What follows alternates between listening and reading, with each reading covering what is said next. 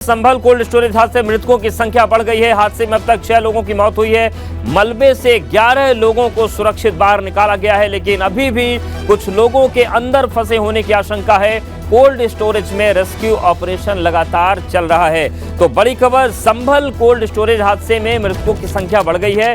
अब आंकड़ा 6 तक पहुंच गया है। हालांकि 11 लोगों को सुरक्षित बाहर निकाल लिया गया है, लेकिन कुछ और लोग ऐसे हैं अंदर जिनको तलाशने की कोशिश की जा रही है। हालांकि जो जानकारी मिल रही है, जिन लोगों से संपर्क हो पा रहा था उनकी तरफ से कोई जवाब नहीं मिल रहा है, संपर्क नहीं साधा जा सक रहा है। ऐसे में आशंकाएं भी बढ़ रही हैं। हालांकि ऑक्सीजन की सप्लाई भी दी जा रही है एनडीआरएफ की तरफ से। एनडीआरएफ रेस्क्यू ऑपरेशन कर रही है। कोल्ड स्टोरेज में रेस्क्यू ऑपरेशन लगातार जारी है। तो ये कोल्ड स्टोरेज जो है, यहां पर आलू का भंडारण हुआ था, लेकिन क्षमता से अधिक भंडारण हुआ और उसमें यह हादसा हो गया। तो कोल्ड स्टोरेज हादसे में मृतकों की संख्या बढ़कर 6 तक पहुंच गई है। मलबे से 11 लोगों को सुरक्षित बाहर निकाला गया है और ये भाग्यशाली लोग हैं इस हादसे से निकलने वाले, क्योंकि इस तरीके के हादसों में अगर जिंदा कोई बच जाए तो ये वाकई बड़ी बात होती है। लेकिन अभी भी कुछ लोग अंदर फंसे हैं जिनको तलाशने की कोशिश चल रही है।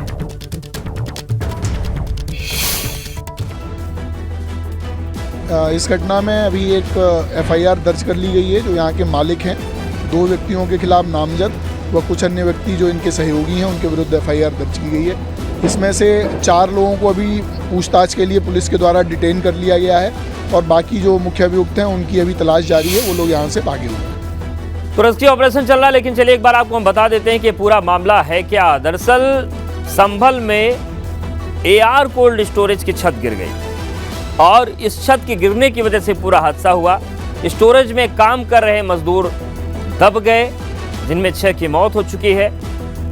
11 लोगों को सुरक्षित बाहर निकाला गया है और अब तक 11 लोग सुरक्षित निकाले गए हैं। इस पर कानूनी एक्शन शुरू हो गया है। कोल्ड स्टोरेज के मालिक पर एफआईआर हुई है। हादसे के बाद 2 लोगों पर एफआईआर की गई है, जैसा कि भी एसपी संभल चक्रेश मिश्रा बता रहे थे। तो पूरा मामला यह है कि कोल्ड स्टोरेज की छत गिरी और उसके बाद जिंदगी उसके अंदर दब गई। बड़ी खबर बुलंदशहर से भी है। जिला प्रदर्शनी में दबंगों ने युवक की पिटाई कर दी। चोरी के शक में दबंगों ने युवक की पिटाई कर दी। मौके पर मौजूद पुलिसकर्मी मूक दर्शक बने रहे। बाद में मौके से भागकर युवक ने किस तरीके से अपनी जान बचाई है। तो बुलंदशहर में यह घटना हुई है, जहां पर जिला प्रदर्शनी में दबंगों ने युवक की पिटाई कर दी और ये पिटाई चोरी के शक में हुई। ऐसा शक ही नहीं था कि ये युवक चोरी कर रहा था। मारपीट हुई, लेकिन मौके पर देखिए पुलिसकर्मी जो खड़ा है वो हाथ पर हाथ धरे हुए है। बाद में जो युवक था ये वहां से भागकर अपनी जान बचा पाया। हमारे साथ हमारे सहयोगी अनुभव जुड़ गए हैं। अनुभव, ये बताइए कि ये जो पूरी घटना हुई है, पुलिस वहां पर मौजूद है, फिर भी पिटाई हो रही है, पूरा मामला क्या था और वो युवक कौन था? जी बिल्कुल, देखिए आपको बता दूं कि जो बुलंदशहर का मामला सामने आया है, जिला प्रदर्शनी का मामला है। जिला प्रदर्शनी में हजारों की भीड़ रोज आती है।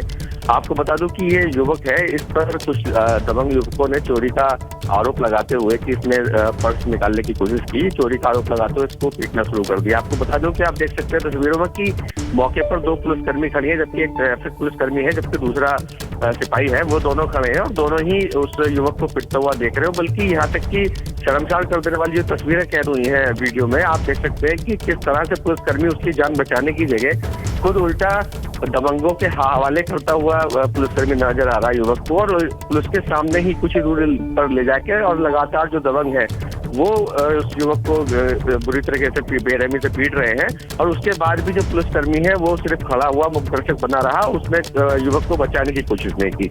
हालांकि पूरे मामले पर जो प्रदर्शनी प्रभारी हैं सत्यप्रकाश, जो उनसे बात की गई तो उन्होंने कैमरे पर कुछ भी नहीं बोला और घटना से मुंह मोड़ लिया और कुछ बोल नहीं चाह रहे हैं। शुक्रिया अनुभव आपका जानकारी और अपडेट्स को देने के लिए। और चलिए बात करते हैं बाराबंकी की, जहां पर दरोगा पर जमीन कब्जे का आरोप लगा है। ग्राम प्रधान और लेखपाल के साथ मिलकर जमीन पर कब्जे का आरोप है। एक शख्स की जमीन पर अवैध कब्जे का आरोप लगा है। पीड़ित ने अधिकारियों को लिखित शिकायत दी है।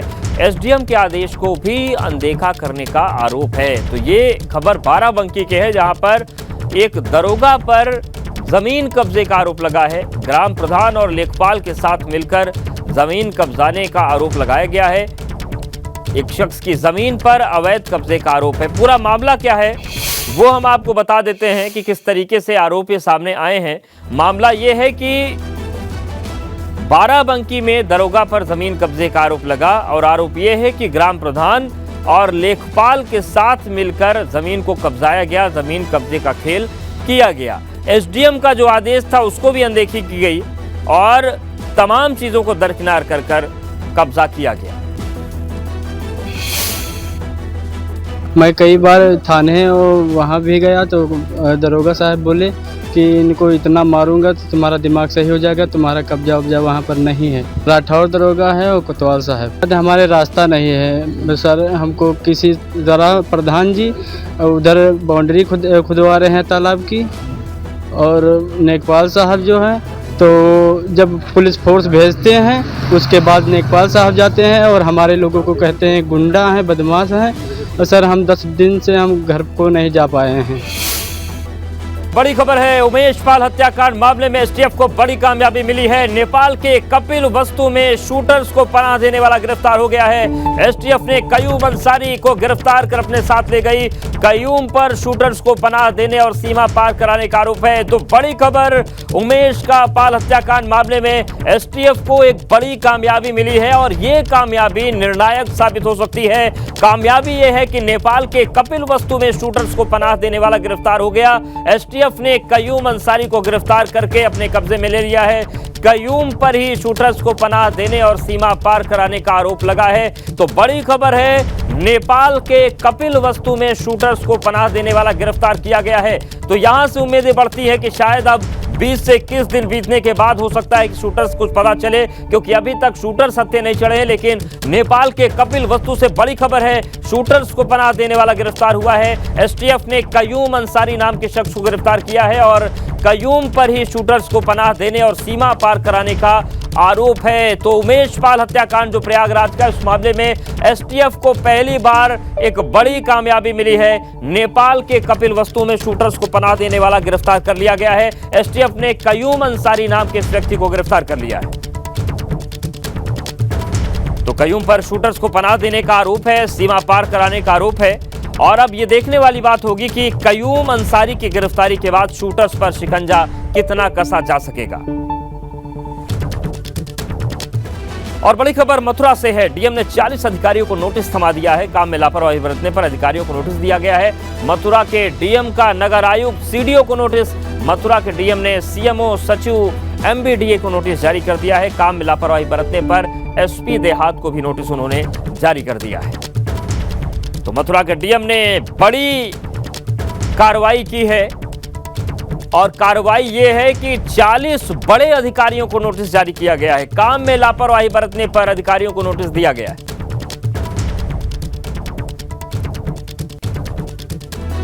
झांसी से बड़ी खबर है, जहां पर उमेश पाल हत्याकांड में बड़ी कार्रवाई हुई है। एसटीएफ ने 2 फाइनेंसर्स को पकड़ा है। उमेश पाल हत्याकांड से जुड़े कई सुराग हाथ लगे हैं। तो भले ही शूटर साथ नहीं आ रहे, लेकिन 2 बड़ी खबरें आ गई हैं आज उमेश पाल हत्याकांड को लेकर। एक, नेपाल में एक शरण देने वाला व्यक्ति गिरफ्तार हुआ है। तो वहीं झांसी से बड़ी खबर है, जहां पर फाइनेंसर्स की गिरफ्तारी हुई है और 2 फाइनेंसर्स को एसटीएफ ने पकड़ा है।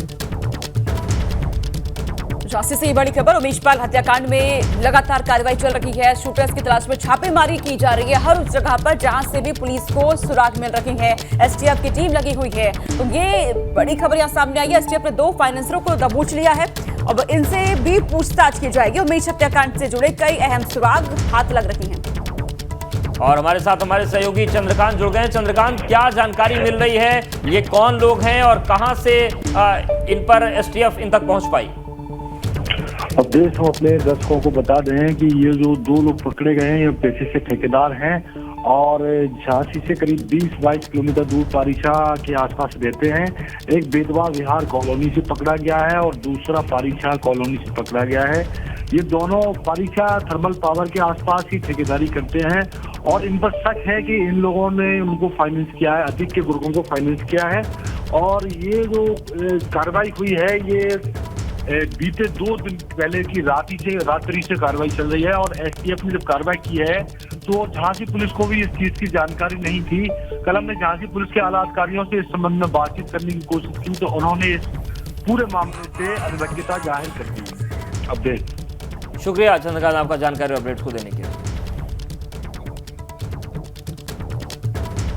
इस बीच एक और बड़ी खबर मिल रही है। उमेश पाल हत्याकांड मामले में एसटीएफ को बड़ी कामयाबी मिली है। नेपाल के कपिलवस्तु में शूटरों को पनाह देने वाला गिरफ्तार हो गया है। एसटीएफ ने कयूम अंसारी को गिरफ्तार कर अपने साथ ले गए। एसटीएफ कयूम पर शूटरों को पनाह देने और सीमा पार कराने का आरोप है। तो उमेश हत्याकांड में एक के बाद एक खुलासे हो रहे हैं और लगातार जांच की जा रही है एसटीएफ की टीम की तरफ से, पुलिस की तरफ से। उमेश पाल हत्याकांड मामले में एसटीएफ को यह बड़ी कामयाबी मिली है। मोहम्मद मोइन हमारे साथ जुड़ चुके हैं। मोहम्मद, नेपाल की कपिलवस्तु में शूटरों को पनाह देने वाला गिरफ्तार हो चुका है। ये व्यक्ति कौन था नेपाल में, जिसकी जानकारी अब लगी है पुलिस को?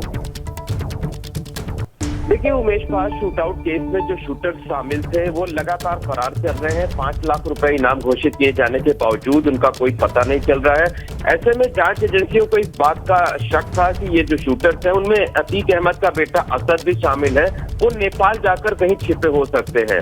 यूपी पुलिस और एसटीएफ की एक टीम गुपचुप तरीके से नेपाल भी गई थी, क्योंकि आधिकारिक तौर पर वहां जाकर गिरफ्तारी नहीं कर सकते थे, तो वो लगातार तलाश रही थी। असद अहमद तो हाथ नहीं आया, लेकिन उसका एक मददगार जिसका नाम कयूम है, उसे जरूर जो है पुलिस की एसटीएफ की टीम ने पकड़ा है। नेपाल के कपिलवस्तु जिले के चंद्रौटा इलाके से पकड़ा गया है। कयूम अंसारी नाम है, एक पेट्रोल पंप से इसको पकड़ा गया है। अब एसटीएफ की टीम इसे वापस ले आई है अपने साथ भारत जो है, और यहाँ जो है वो सिद्धार्थ नगर के आसपास किसी जगह पर रखकर इससे पूछताछ की जा रही है। तो इसी ने जो है वो असद अहमद के बेटे को बॉर्डर पार कराया था, नेपाल में दाखिल कराया था, और अब इसके जरिए जो है जो एसटीएफ की टीम है वो ये पता लगाने की कोशिश करेगी कि अगर असद अहमद नेपाल में है तो नेपाल में किस जगह है और उसको किस तरीके से पकड़ा जा सकता है, किस तरह से गिरफ्तार किया जा सकता है। तो कहा जा सकता है कि माफिया अतीक अहमद का बेटा असद अहमद, जो कि मोस्ट वांटेड है, जिस पर 5 लाख रुपए का इनाम है, वो तो नहीं पकड़ा गया है, लेकिन एक बड़ी कामयाबी जो है यूपी एसटीएफ, बिल्कुल एक बड़ी कामयाबी यहाँ पर मिली है यूपी एसटीएफ को। बहुत शुक्रिया मोइन तमाम जानकारी पहुंचाने के लिए।